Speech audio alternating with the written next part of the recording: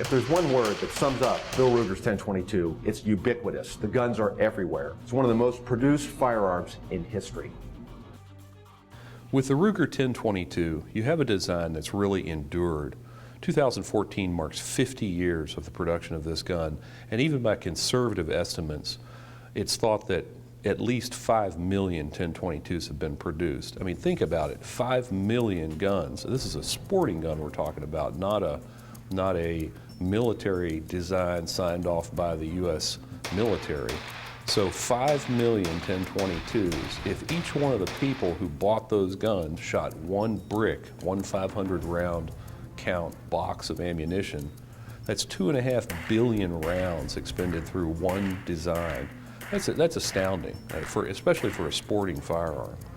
It was introduced in 1964, and this was an era when most .22 rifles, especially most .22 semi-automatics, were considered to be more youth rifles or casual plinkers.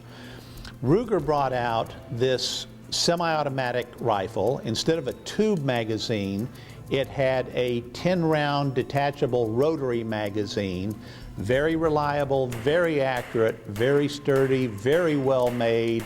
And just came in and took the American market for .22 rimfire rifles by storm, and it really hasn't taken a back seat to much of anything since then.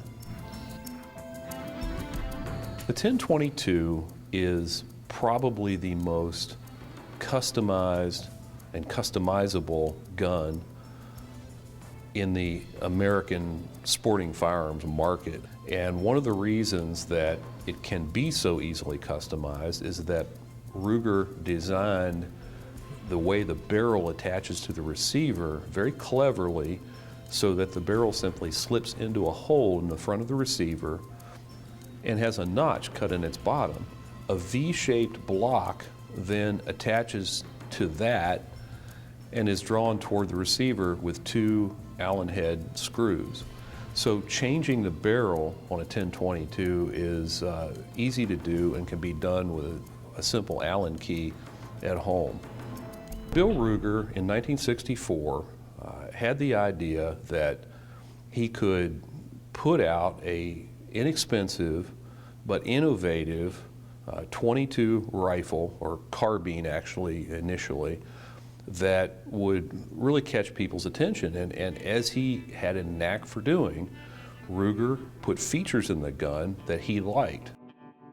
It simply consisted of a good barrel, Lyman sights originally, nice flip-up rear sight, brass bead front sight, a magazine well that took a flush-fitting 10-round rotary magazine, a simple cross-bolt safety, in some cases walnut stock, and originally was walnut. And so you had just a very solid feeling, sort of a man-sized feeling rifle in your hands that didn't feel like some of the less expensive produced .22s of the day.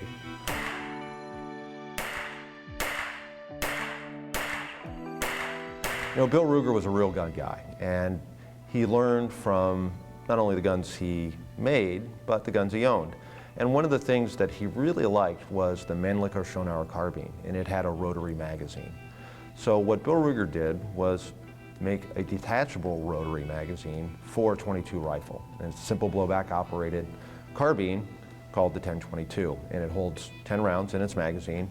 Of course, Ruger now has 25 and larger magazines, and other people make other magazines that are ridiculous, and frankly, some of them don't work very well. But what he did was essentially create the .22 rifle of the next 50 years. The 1022 is easy to customize, or as some people say, trick out.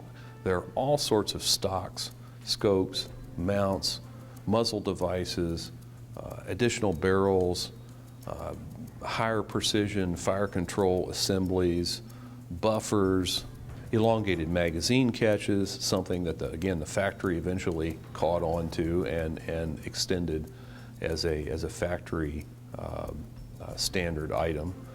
But really these guns can be turned into everything from a tack driving, heavy barreled rifle shot just from the bench to a side folding, extended magazine, fun gun for the range and just for targets and plinking. So the 1022 can fulfill a lot of roles. And at the end of the day, the other thing that's great about the gun is that it's accurate. Some of these guns are super accurate.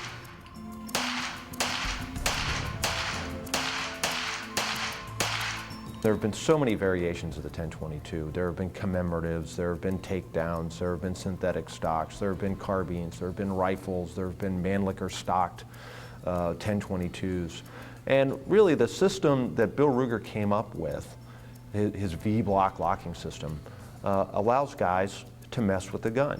Meaning, if you want to change the barrel out, if you can read a manual, you can change the barrel. So you want a heavier barrel? No problem. Just a couple screws, put the new barrel in, clamp it all back together, you're good to go. It's an adaptable system. It's a system that you can use just as it is out of the box, or you can spend literally thousands upon thousands of dollars upgrading the gun into some of the most accurate semi-automatic sporting guns ever made. The entire sports have been built up around this gun.